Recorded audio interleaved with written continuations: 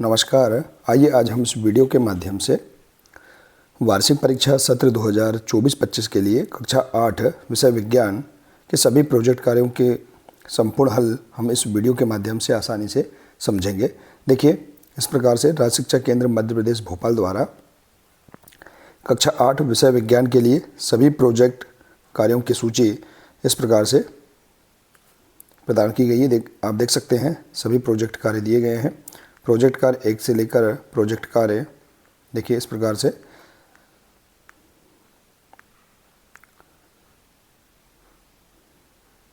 दिए गए हैं। सभी प्रोजेक्टों को हम आसानी से समझ सकते हैं। देखिए, इनमें वार्षिक परीक्षा के लिए केवल हमें 2 प्रोजेक्ट कार्य जो हमारे विद्यालय स्तर पर हमें दिए जाएंगे, इनमें से आपको हल करना है। प्रोजेक्ट कार्य के लिए 20 अंक निर्धारित हैं। आप इन प्रोजेक्ट कार्यों की सूची में से कोई 2 प्रोजेक्ट कार्य कर सकते हैं। इस प्रकार से आप देख सकते हैं। देखिए, वार्षिक परीक्षा के लिए कक्षा 8 विषय विज्ञान के सभी प्रोजेक्ट कार्यों की सूची। अब आइए देखते हैं इन्हें हम किस प्रकार से हल करेंगे। देखिए, यदि आप इसी प्रकार से इसके आगे के अन्य विषय के भी सभी प्रोजेक्ट कार्यों को समझना चाहते हैं तो आप हमारे इस चैनल से जुड़े रहिए और इस चैनल को सब्सक्राइब अवश्य कर लें। साथ ही बेल आइकन को प्रेस जरूर कर लें ताकि आने वाले नए वीडियो सबसे पहले आप तक पहुंचते रहेंगे। देखिए, ये सभी प्रोजेक्ट कार्य सत्र 2024-25 हेतु दिए गए हैं। तो आइए देखते हैं प्रोजेक्ट कार्य 1 इसे हम किस प्रकार से हल कर सकते हैं। इसी प्रकार से सभी प्रोजेक्ट कार्यों को हम समझेंगे। देखिए, पहला प्रोजेक्ट कार्य दिया गया है।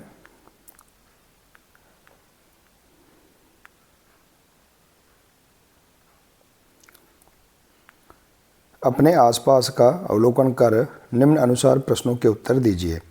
देखिए, प्रश्न दिया गया है, आपको किन किन खेलों में रुचि है। कोई 5 खेलों के नाम जिनमें खेलते समय घर्षण या तो सहायता कर रहा है अथवा विरोध कर रहा है, लिखिए। इसी के अंतर्गत दूसरा प्रश्न है, घर्षण को कौन कौन से कारक प्रभावित कर सकते हैं। तीसरा है, किसी कांच के गिलास अथवा किसी कुल्हड़ में से किसे पकड़ना आसान होगा और क्यों।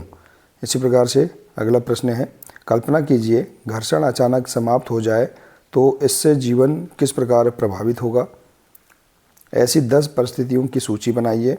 ऐसे 5 कार्य लिखिए जहां घर्षण हानिकारक होते हुए भी अनिवार्य है। इसी प्रकार से देखिए, पहला प्रोजेक्ट कार्य इसके अंतर्गत दूसरा प्रश्न है, किसी ऐसे दुकान पर जाइए जहां खेलों के जूते मिलते हैं। विभिन्न खेलों के जूतों की तलियों का प्रेक्षण कीजिए। इसमें इसके अंतर्गत प्रश्न है, क्या खेलों में पहनने वाले जूते सामान्य जूते के समान हैं। खिलाड़ियों के जूते कीलदार क्यों बनाए जाते हैं। खिलाड़ियों के जूते और बड़े वाहनों के टायरों में क्या समानता है और क्यों। इसी प्रकार से यदि सड़क तथा वाहन के टायरों के बीच घर्षण ना हो तो क्या होगा। और इसी के अंतर्गत 5वां प्रश्न है, क्या घर्षण को बढ़ाया या घटाया जा सकता है। दैनिक जीवन में घर्षण को बढ़ाने और घटाने के 5 उदाहरण लिखिए। तो इस प्रकार से हमारे पास पहला प्रोजेक्ट कार्य दिया गया है। इसके अंतर्गत 2 प्रश्न हैं। इस प्रोजेक्ट कार्य को हम आसानी से हल कर सकते हैं। देखिए, इसे हम यहाँ पहला पॉइंट लिखेंगे, प्रस्तुति। तो हम इसमें घर्षण के बारे में लिखेंगे, घर्षण क्या है, यह कैसे उत्पन्न होता है।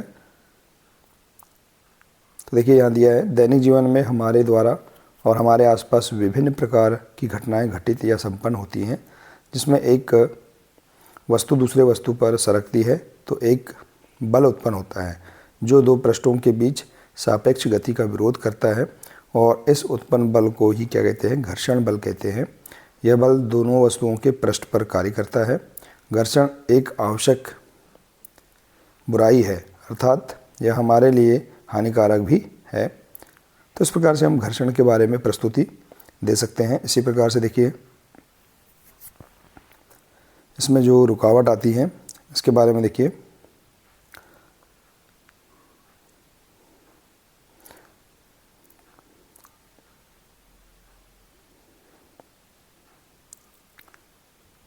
देखिए हमें कौन कौन से खेलों में रुचि है इसके बारे में लिख सकते हैं खेलों के नाम। फिर 5 खेलों के नाम जिनमें खेलते समय घर्षण सहायता कर रहा है, तो आप लिख सकते हैं जैसे कि विभिन्न प्रकार की दौड़, रस्साकशी, कबड्डी और फुटबॉल और हॉकी, इसमें घर्षण सहायता कर रहा है। इसी प्रकार से देखिए 5 खेलों के नाम जिनमें खेलते समय घर्षण विरोध कर रहा है, तो देखिए तैरना, नौका चालन, कैरम, पतंग उड़ाना और साइकिल चलाना। घर्षण को प्रभावित करने वाले कारक, इसके बारे में आप लिख सकते हैं देखिए इस प्रकार से। इसके बाद है 5 कार्य जहां घर्षण हानिकारक होते हुए भी अनिवार्य है।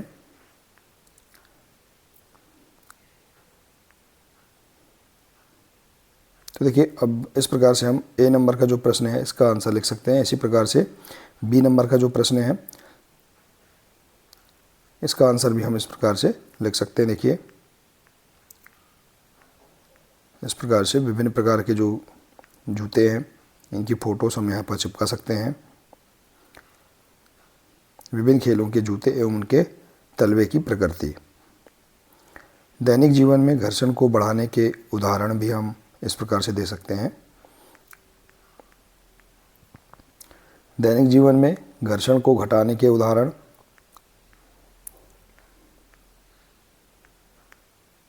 तो इस प्रकार से हम यहाँ पर प्रोजेक्ट कार्य 1 को पूर्ण कर सकते हैं। इसी प्रकार से देखिए प्रोजेक्ट कार्य 2 है, जिसमें प्रश्न दिया है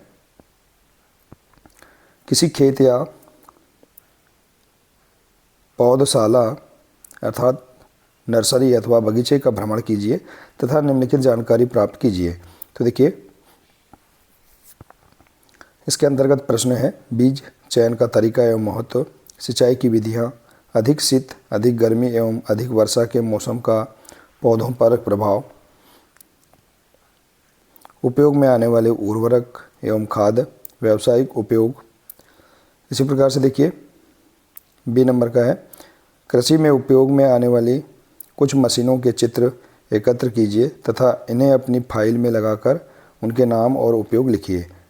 इसी के अंतर्गत दूसरा है पानी की कमी वाले क्षेत्रों में सिंचाई की किस विधि का उपयोग होता है, कुछ पौधों को खेत में रोपित करने से पूर्व पौधशाला या नर्सरी में क्यों उगाया जाता है, और फसल के साथ कुछ पौधे प्राकृतिक रूप से उग जाते हैं, ये पौधे फसल के लिए किस प्रकार हानिकारक हैं, और फसलों की कटाई की विभिन्न विधियां लिखिए। तो इस प्रकार से जो प्रश्न दिए गए हैं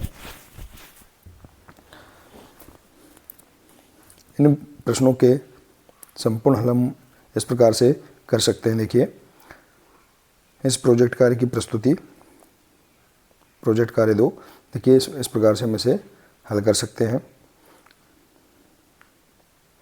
इसके अंतर्गत है देखिए ए नंबर का बीजों के चयन का तरीका क्या है, इसके बारे में लिख सकते हैं। बीजों के चयन का महत्व लिख देंगे। इसके बाद देखिए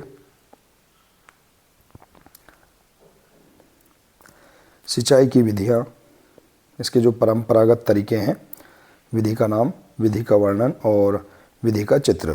तो देखिए इस प्रकार से सिंचाई की विभिन्न विधियों के बारे में हम लिख सकते हैं, जैसे कि मोट, इसे हम बोलते हैं गिरनी या चरस। इस विधि का वर्णन हम इस प्रकार से कर सकते हैं और विधि का चित्र भी हम चिपका सकते हैं। इसके बाद देखिए दूसरा है चैन पंप, इसका वर्णन करके हम इसका चित्र चिपका देंगे। इसके बाद अगला है ढेकली, इसी प्रकार से रहट,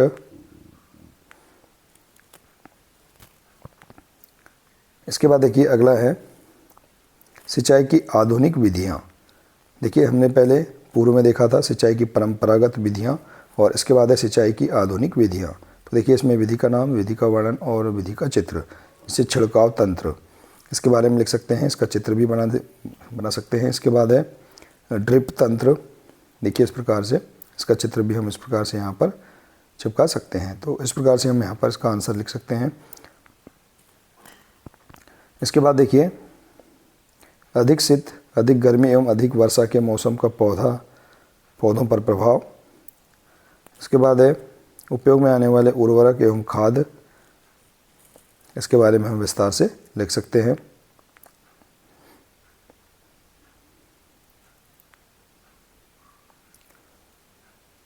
देखिए इसका बी नंबर का है, कृषि में उपयोग में आने वाले मशीनों के बारे में।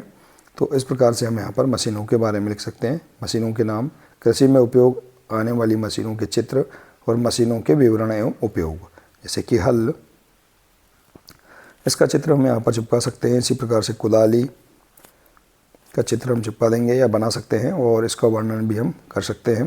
इसके बाद है कल्टीवेटर, देखिए इस प्रकार से। इसके बाद है कीप, या उसे हम कहते हैं फनल, इसके बारे में हम विस्तार से भी लिख सकते हैं। इसके बाद है सीड ड्रिल, सीड ड्रिल जो मशीन होती है, इसके बारे में भी हम लिख सकते हैं। इसके बाद देखिए अगला है पानी की कमी वाले क्षेत्रों में सिंचाई की विधि।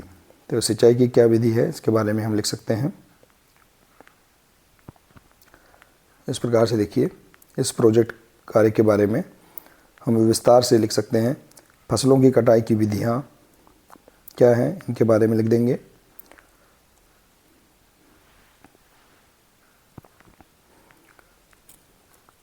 तो इस प्रकार से हम यहाँ पर प्रोजेक्ट कार्य 2 को भी आसानी से पूर्ण कर सकते हैं। इसके बाद देखिए प्रोजेक्ट कार्य 3, इसमें प्रश्न दिया गया है,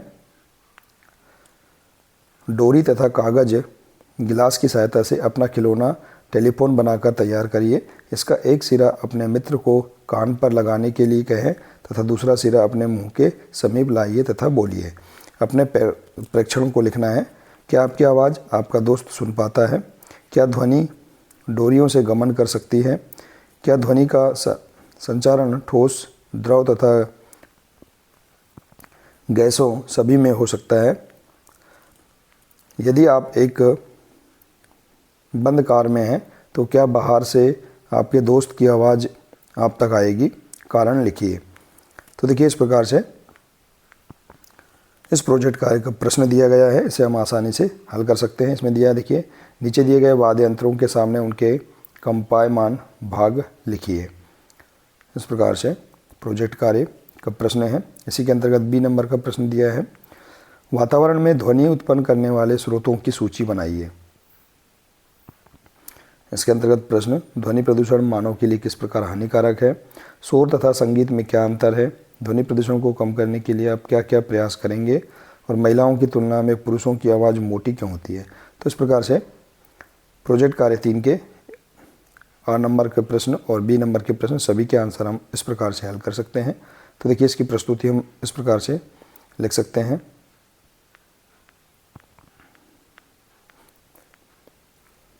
इसके बाद दिया है प्रेक्षण। इनके आंसर, जो प्रश्न दिए गए हैं इनके आंसर हम इस प्रकार से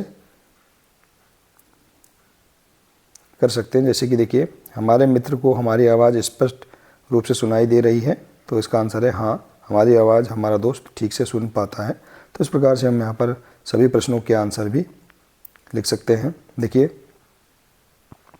विभिन्न प्रकार के वाद्य यंत्र और ध्वनि उत्पन्न करने वाले कंपायमान भाग, जैसे वीणा, इसमें तनित तार या डोरी होती है। तबला में तनित झिल्ली, बांसुरी में छिद्रों से निकलने वाली वायु, सितार में तनित तार और ढोलक में तनित झिल्ली। तो इस प्रकार से हम यहाँ पर वाद्य यंत्रों के बारे में भी लिख सकते हैं। इसके बाद इसी का बी नंबर का प्रश्न है, वातावरण में ध्वनि प्रदूषण करने वाले स्रोत।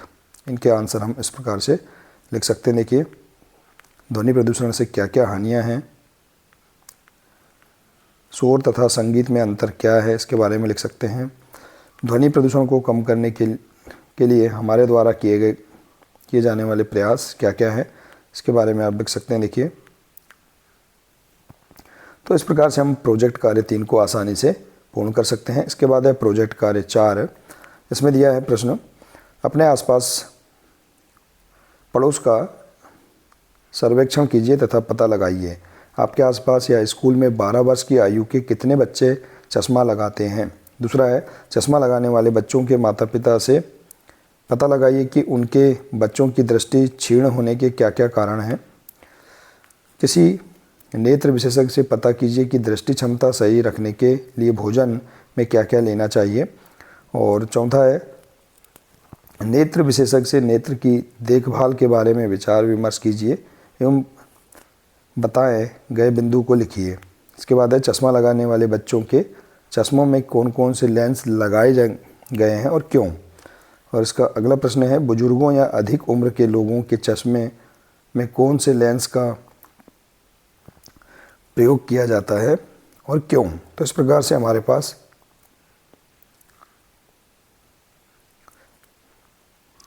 प्रोजेक्ट कार्य 4 दिया गया है। इसका हम आंसर आसानी से इस प्रकार से लिख सकते हैं। देखिए सभी प्रोजेक्ट कार्य में इसकी जो प्रस्तुति है इसके बारे में हम इसका जो वर्णन है इसे लिख सकते हैं इस प्रकार से। देखिए प्रस्तुति,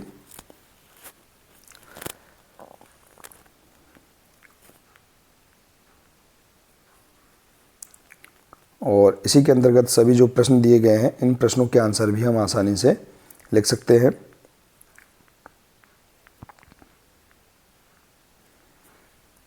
इस प्रकार से आप यहाँ पर प्रोजेक्ट कार्य जो 4 है इसका आंसर लिख सकते हैं।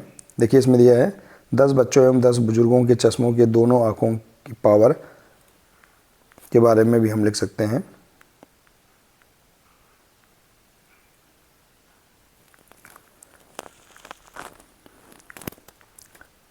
इसके बाद देखिए नेत्र के विषय में एकत्रित जानकारियाँ इसका वर्णन कर सकते हैं। नेत्रदान निम्न व्यक्ति कर सकते हैं। इसके बाद देखिए अगला है प्रोजेक्ट कार्य 5। इसमें प्रश्न दिया गया है। देखिए प्राकृतिक परिघटनाओं पर आधारित निम्नांकित बिंदुओं पर प्रोजेक्ट तैयार कीजिए। इसमें प्रश्न है प्राकृतिक विनाशकारी परिघटनाएं कौन कौन सी हैं, नाम लिखिए। तड़ित झंझा के समय यदि आप घर के बाहर खुले स्थान में हैं तो आपको क्या सावधानियां रखनी चाहिए। और मौसम विभाग यह भविष्यवाणी करता है कि किसी निश्चित दिन तड़ित झंझा की संभावना है और मान लीजिए उस दिन आपको बाहर जाना है, क्या आप छतरी लेकर जाएंगे। अपने उत्तर की व्याख्या कीजिए। और इसी के अंतर्गत प्रश्न है भूकंप के झटके लगने की स्थिति में यदि आप अपने घर में हैं तो आप क्या उपाय करेंगे, लिखिए। इसके बाद है भूकंप के समय आपके आसपास के जानवर किस प्रकार का व्यवहार करते हैं। इसी के अंतर्गत बी नंबर का प्रश्न है अपने माता पिता से भूकंपों द्वारा हुई जनजीवन तथा संपत्ति की अपार क्षति के बारे में पूछिए। उस समय के समाचार पत्रों तथा पत्रिकाओं से इन भूकंपों द्वारा हुई क्षति को दर्शाने वाले कुछ चित्र एकत्रित कीजिए तथा अपनी फाइल में लगाइए। इन भूकंपों द्वारा लोगों को हुई क्षति से संबंधित संक्षिप्त रिपोर्ट बनाइए। इसके बाद है तड़ित चालक क्या है, इसका क्या उपयोग है, चित्र द्वारा स्पष्ट कीजिए। तो इस प्रकार से हमारे पास प्रोजेक्ट कार्य 5 इसके प्रश्न दिए गए हैं। अब इनके आंसर हम इस प्रकार से लिख सकते हैं। देखिए इसके अंतर्गत हम इस प्रोजेक्ट कार्य की जो प्रस्तुति है ऐसे इस प्रकार से लिख सकते हैं। इसके बाद जो आ नंबर का दिया है इसके जो सभी प्रश्न हैं इनके आंसर हम इस प्रकार से लिख सकते हैं। देखिए प्राकृतिक विनाशकारी परिघटनाएं निम्न हैं, इनके बारे में लिख सकते हैं। जब हम तड़ित झंझा के समय घर से बाहर खुले में होंगे तो निम्न सावधानियां रखनी होंगी। इस प्रकार से देखिए सभी प्रश्नों के आंसर हम आसानी से कर सकते हैं।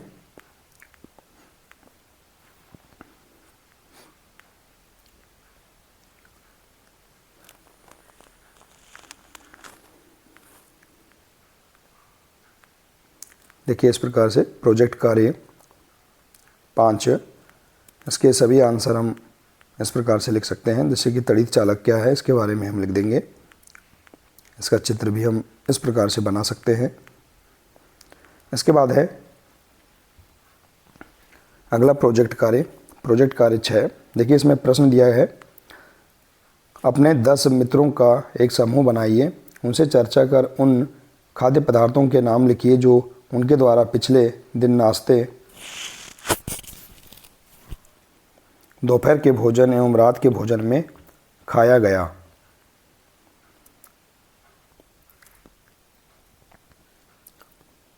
तो देखिए इस प्रकार से हम इसका आंसर लिख सकते हैं। देखिए यहाँ पर प्रश्न दिया गया है, सभी प्रश्न इस प्रकार से हैं। उपरोक्त सारणी के आधार पर निम्न प्रश्नों के उत्तर दीजिए। प्रश्न है, शरीर की समुचित वृद्धि के लिए उत्तरदायी खाद्य पदार्थ कौन कौन से हैं? उपरोक्त सारणी में कौन कौन से जंक फूड हैं जिनका आपके द्वारा और आपके मित्रों के द्वारा सेवन किया गया? HIV या एड्स के बारे में समाचार पत्र एवं पत्रिकाओं से कटिंग एकत्रित कर 15 से 20 वाक्यों पर लेख लिखिए और संक्रमण रोगों की सूची बनाइए तथा ये किन माध्यमों द्वारा एक व्यक्ति से दूसरे व्यक्ति में फैलते हैं। ऐसे रोगों की रोकथाम के लिए आप क्या उपाय करेंगे, लिखिए। तो इस प्रकार से हमारे पास प्रोजेक्ट कार्य 6 इसके जो प्रश्न हैं दिए गए हैं। देखिए A नंबर और B नंबर। अब इनका हम संपूर्ण हल इस प्रकार से कर सकते हैं। देखिए प्रस्तुति, जो प्रश्न नंबर A है इसका आंसर हम इस प्रकार से लिख सकते हैं।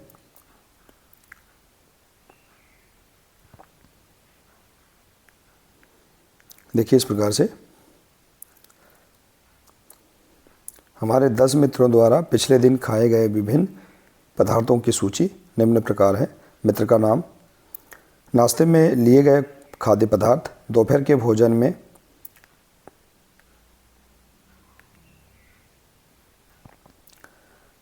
लिए गए खाद्य पदार्थ, रात के भोजन का खाद्य पदार्थ। इस प्रकार से देखिए आप यहाँ पर अपने मित्रों के नाम लिखकर इसका इस प्रकार से आंसर लिख सकते हैं।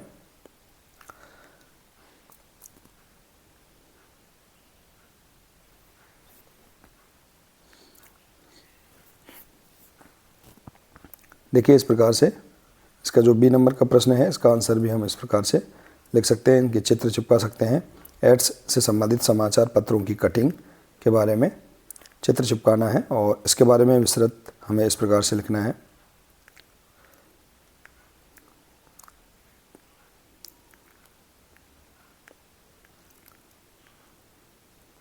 देखिए सूक्ष्म जीवों द्वारा होने वाले रोग के बारे में हम लिख सकते हैं। देखिए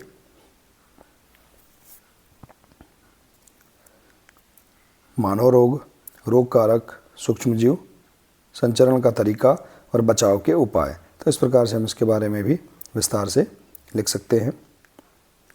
इसके बाद देखिए प्रोजेक्ट कार्य 7 है। इसमें प्रश्न दिया है, अपने आसपास के कम से कम 10 जंतुओं का अवलोकन करिए तथा उनको जरायुज तथा अंडप्रजक जंतुओं में वर्गीकृत कर सारणी में भरिए। देखिए प्रश्न दिया है जंतुओं के नाम, जरायुज जंतु और अंडप्रजक जंतु। इसी के अंतर्गत है, हाइड्रा में मुकुलन एवं अमीबा में द्विखंडन के चित्र को ड्राइंग शीट पर बनाकर कक्षा में प्रदर्शित करें। इसके बाद दूसरा प्रश्न है, एक गुलाब की कलम को गुलाब के पौधों में से पर्व संधि से काटकर एक अन्य गमले में मिट्टी में दबाकर लगाइए। उसकी प्रतिदिन देखभाल करते हुए अपने अवलोकन के आधार पर निम्न तालिका को पूर्ण कीजिए। देखिए दिवसों की संख्या, लगाई गई कलम में आए परिवर्तन। तो इस प्रकार से प्रोजेक्ट कार्य 7 दिया गया है। देखिए कुछ यहाँ नए प्रोजेक्ट कार्य भी दिए गए हैं। तो देखिए इन प्रोजेक्ट कार्यों का हम वर्णन इस प्रकार से कर सकते हैं, इनकी प्रस्तुति, इसके बाद इसके बारे में विस्तार से। देखिए इसके अंतर्गत पहला प्रश्न है, हमारे आसपास के कुछ जरायुज एवं अंडप्रजक जंतु, इनके नाम हम लिख सकते हैं। जंतुओं के नाम, जरायुज जंतु और अंडप्रजक जंतु। देखिए इस प्रकार से इस सारणी को आप पूरा कर सकते हैं। इसके बाद है हाइड्रा में जो मुकुलन है इसके बारे में हम लिख सकते हैं। इसका चित्र देखिए, अमीबा में द्विखंडन, इसका चित्र इस प्रकार से बना सकते हैं अपनी पाठ्यपुस्तक से। इसके बाद है गुलाब या मनी प्लांट की कलम में हुए परिवर्तन का अवलोकन। तो इस प्रकार से हम इसके बारे में आंसर भी लिख सकते हैं। तो इस प्रकार से हम आसानी से प्रोजेक्ट कार्य 7 को पूर्ण कर सकते हैं। इसके बाद है प्रोजेक्ट कार्य 8। इसमें प्रश्न दिया है, अपने क्षेत्र के विशेष क्षेत्रीय पौधों एवं जंतुओं की सूची बनाइए। मध्य प्रदेश में स्थित राष्ट्रीय उद्यान, वन्य जंतु अभ्यारण्य एवं जैव मंडल आरक्षित क्षेत्र के संबंध में एक रिपोर्ट तैयार कीजिए। तो देखिए इस प्रकार से यहाँ दिया गया है, सारणी दी गई है, इसके बारे में लिख सकते हैं। इसके बाद है इसी के अंतर्गत वृक्षों की अत्यधिक कटाई के लिए कौन कौन से कारक उत्तरदायी हैं, सूची बनाइए।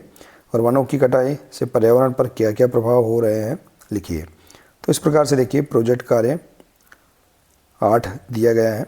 इसके बारे में हम लिख सकते हैं। जो प्रश्न दिए गए हैं देखिए, इनका विस्तार से वर्णन हम इस प्रकार से कर सकते हैं। इसमें है प्रस्तुति। इसके बाद देखिए ए नंबर का जो प्रश्न है, मध्य प्रदेश के कुछ विशेष क्षेत्रीय जंतु एवं पौधे, तो इनके बारे में हम लिख सकते हैं जंतु और पौधों के बारे में। राष्ट्रीय उद्यान के बारे में हम बता सकते हैं, देखिए इस प्रकार से। इसमें ये सारणी दी गई है, संरक्षित क्षेत्र, स्थान, किसका संरक्षण किया जाता है, फोटोग्राफ्स और रिपोर्ट, इसके बारे में लिखना है। तो इस प्रकार से देखिए यहाँ पर हम बहुत ही सरल तरीके से इस प्रोजेक्ट कार्य को भी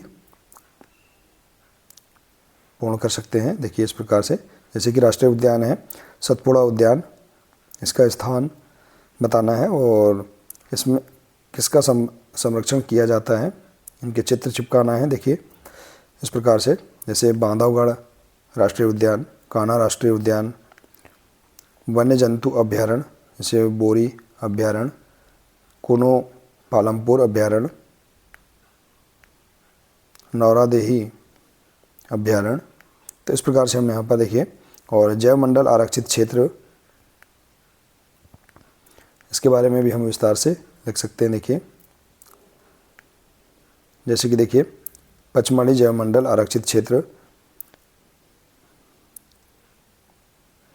अमरकंटक जैव मंडल आरक्षित क्षेत्र, इनके चित्र, इनके बारे में हम विस्तार से लिख सकते हैं। इसके बाद देखिए बी नंबर का, इसका आंसर हम इस प्रकार से लिख सकते हैं। तो देखिए बहुत ही सरल तरीके से हम सभी जो प्रोजेक्ट कार्य दिए गए हैं, राज्य शिक्षा केंद्र द्वारा जो प्रोजेक्ट कार्यों की सुझावात्मक सूची दी गई है, इनका हम आंसर इस प्रकार से आसानी से कंप्लीट कर सकते हैं।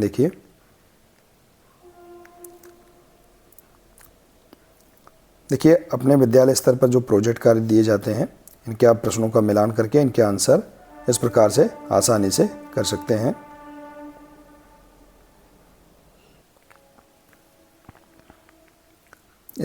इस प्रकार से आप सभी प्रोजेक्ट कार्यों का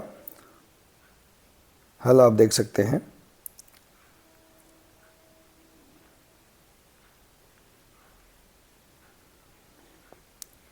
आशा है कि आपको यह जानकारी बहुत ही अच्छी लगी होगी। देखिए यदि जानकारी अच्छी लगी हो तो प्लीज़ इसे अधिक से अधिक शेयर करें, वीडियो को लाइक करें और इसी प्रकार से इसके आगे के अन्य सभी विषय का संपूर्ण हल समझने के लिए आप हमारे इस चैनल से जुड़े रहिए और इस चैनल को सब्सक्राइब अवश्य कर लें। साथ ही बेल आइकन को प्रेस ज़रूर कर लें ताकि आने वाले नए वीडियो सबसे पहले आप तक पहुँचते रहेंगे। मिलते हैं इसी प्रकार से इसके आगे के अगले नए वीडियो के साथ। नमस्कार।